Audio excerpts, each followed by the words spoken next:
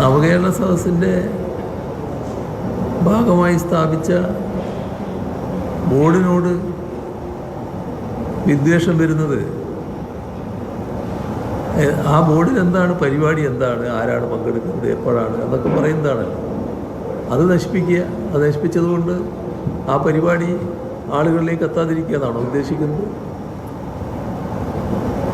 ഇതിൽ കാണേണ്ട ഒരു വസ്തുത, ജനങ്ങൾ നവകേരള സദസ്സ് നാടിൻ്റെ ഒരു പരിപാടിയായിട്ടാണ് എടുത്തിട്ടുള്ളത്. അപ്പോൾ നവകേരള സദസ്സിനെതിരെയുള്ള നീക്കം എന്ന് പറയുമ്പോൾ അത് നാടിനെതിരെയുള്ള നീക്കമായിട്ടാണ് വരുന്നത്.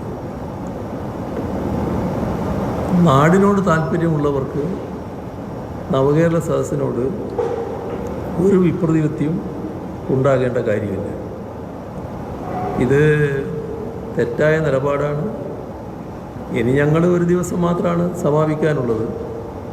പക്ഷേ ഈ ഒരു ദിവസമാണെങ്കിലും നാളെയും കൂടി ഉള്ളുവെങ്കിലും തിരുത്താൻ പറ്റുമെങ്കിൽ ഇപ്പോഴും തിരുത്തുന്നതാണ് നല്ലത്.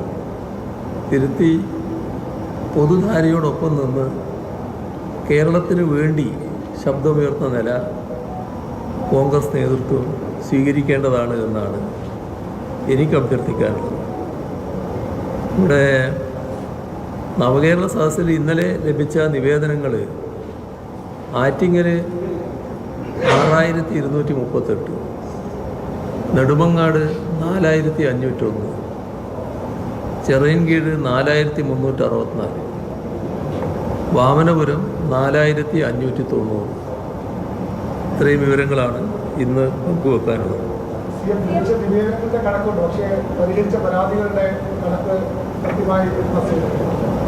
പരാതി പരിഹാരത്തെപ്പറ്റി ഞാൻ പറഞ്ഞല്ലോ നേരത്തെ തന്നെ. പരാതി പരിഹാരവുമായി ബന്ധപ്പെട്ട് ഫലപ്രദമായ നടപടികളാണ് നീക്കിക്കൊണ്ടിരിക്കുന്നത്. അത് ചീഫ് സെക്രട്ടറി തന്നെ മോണിറ്റർ ചെയ്തുകൊണ്ടിരിക്കുകയാണ്. മാത്രമല്ല, ഈ പരാതികളുടെ തുറന്നുള്ള നടപടികൾക്ക് ജില്ലകളിൽ കലക്ടർ മാത്രമല്ലാതെ ഒരു സീനിയർ ഉദ്യോഗസ്ഥനെ കൂടി അവിടെ ഡെപ്യൂട്ടി ചെയ്യണമെന്ന് ചീഫ് സെക്രട്ടറിക്ക് നിർദ്ദേശം നൽകിയിട്ടുണ്ട്. അതിനാവശ്യമായ നടപടികൾ സ്വീകരിച്ചു വരികയാണ്. സമയബന്ധിതമായിട്ട് തന്നെ പരാതി പരിഹരിക്കാനാണ് നടപടികൾ എടുത്തു വരുന്നത്.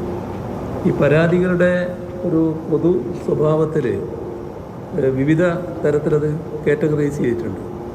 അത് വെച്ചിട്ട് ചില പരാതികൾ സാധാരണ നിലക്കുള്ള അവരുടെ ചില പ്രശ്നങ്ങൾ അറിയിക്കൽ, അങ്ങനെയുള്ള ചില കാര്യങ്ങളാണ്.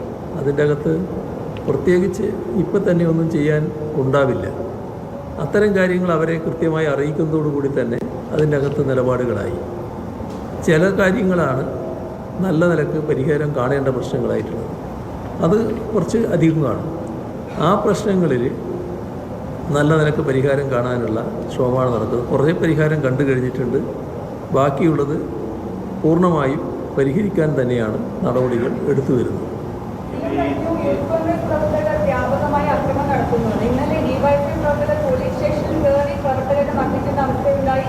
യൂത്ത് കോൺഗ്രസ് പ്രവർത്തകരുടെ വീട് ആക്രമിക്കുന്ന സംഭവമുണ്ടായി. ആലക്കോടും ആറ്റിങ്ങലും വെഞ്ഞാറമൂടും അടക്കം. ഇത് താങ്കളുടെ ശ്രദ്ധയിൽപ്പെട്ടിട്ടുണ്ടോ?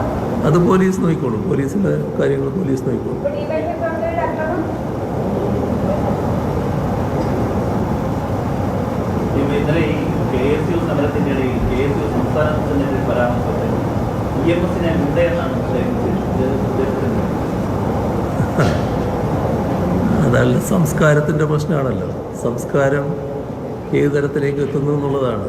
ഈ പണ്ട് നമ്മുടെ നാട്ടിലൊരു ചൊല്ലുണ്ടല്ലോ, മോന്തായം വളഞ്ഞാൽ ഉള്ള അവസ്ഥ. അതിൻ്റെ ഒരു ഭാഗമായിട്ട് വരുന്നതാണ് ഇത്തരം കാര്യങ്ങൾ.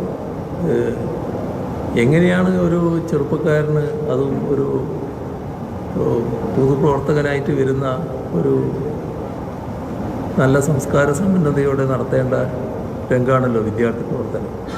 അങ്ങനെ ഒരാൾക്ക് ഈ നമ്മുടെ നാട് രാജ്യത്തിനും ലോകത്തിനും നൽകിയ ഏറ്റവും വലിയ സംഭാവനയാണല്ലോ EMS എന്ന് പറയുന്നത്.